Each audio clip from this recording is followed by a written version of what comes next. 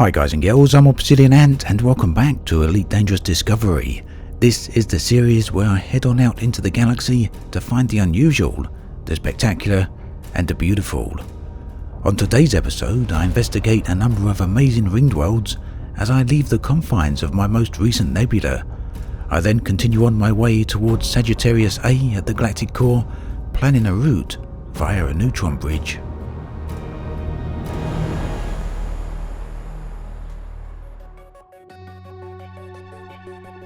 As a long-time explorer, I'm always looking out for interesting and stunning locations, but every so often I unexpectedly come across somewhere rather stand out, and these are perhaps the most surprising and quite often some of the most amazing discoveries I've ever found.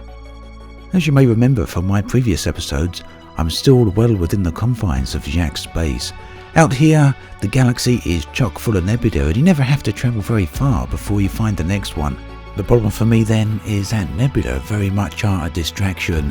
Whenever I've got a destination in mind, if I see a nebula en route, I'll invariably head on off to that direction and forget all about my original destination. So it's for that reason that I'm still a good distance away from Sagittarius A and that this trip is taking quite a while.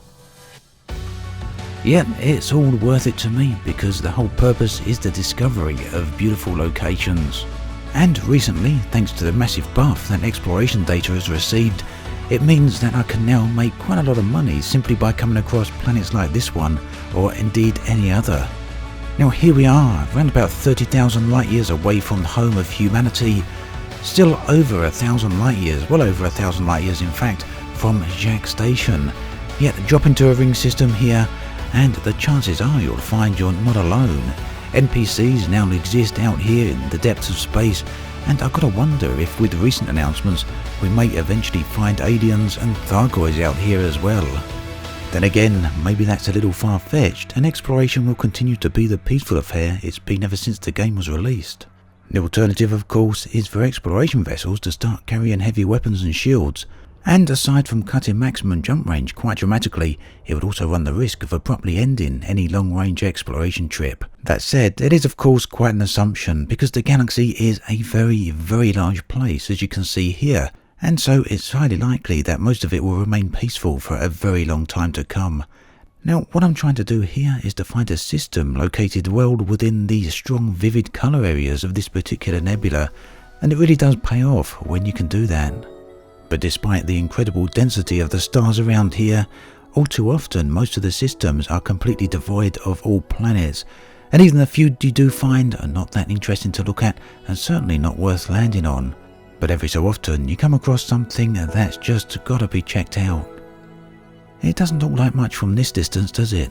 But these so-called potato worlds or planetoids have some rather remarkable surface features. Usually, precisely because these worlds are so small, they are pocked and scarred by canyons and craters, often crisscrossing each other, overlaying one feature on top of another. Something else you'll immediately notice is the curvature of the horizon, as well as just how close the horizon is. Now, our own moon has a radius of 1,700 kilometers or thereabouts, whilst Earth has a radius of 6,300 kilometers. This world here has a radius of around 100 kilometers, so it's very, very small indeed, and this is why you can see the horizontal curvature of the horizon, as well as the fact that the horizon is very close. It doesn't take long to reach the edge there, and as we speed up a bit, you'll get to appreciate the dramatic features here. Unfortunately, worlds of this size are nowhere near as common as I would actually like, but from time to time you do come across them, and on the special occasions you find 2 or 3 of these orbiting in close proximity to each other.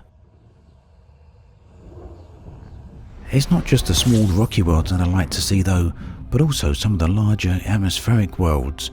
Now of course we can't land on these yet, and there's no word as to whether we ever will be able to land on these, but sooner or later it probably is bound to happen.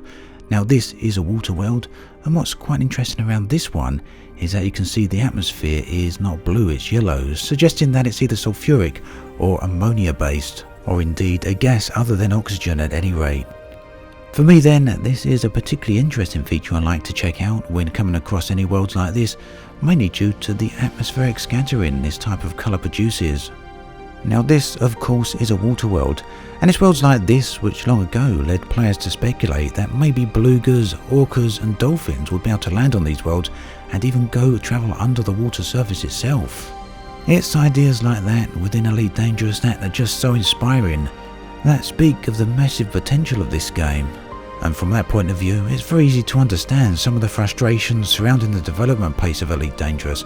There's a galaxy full of gorgeous worlds out here, and a few too many of them that we still cannot access. However, there are of course a huge number of worlds that we can land on.